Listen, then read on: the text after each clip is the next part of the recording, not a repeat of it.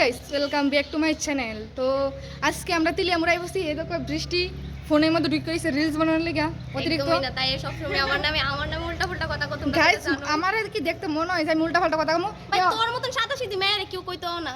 দেখো গাইস এই হইছে প্রিয়াঙ্কা, তো আমার মানি ওর নিউ ফ্রেন্ড। তো আমরা সে কই আইছি তোমরা যাইতাছি। গাইস তাই কইছে না, কই আইছে আমি ভাবছি কই আইছে নি কইছে। দেখো আমরা আইছি তিলিয়ামুড়া লোকনাথ মন্দিরে। খুব সুন্দর একটা জায়গা, বলতে অপূর্ব কিতা কইতাম। আমরা কথা তো তোমরা বিশ্বাস করতেই না, তবে এদিকে আমরা ফোনের কোয়ালিটি ভালো না গাইস। এই দেখো প্রিয়াঙ্কা যে খুবই লজ্জা পাচ্ছে, লজ্জাপতি এই হচ্ছে বৃষ্টি। তো দেখো মন্দিরে পরিচ্ছন্নতা বজায় রাখুন।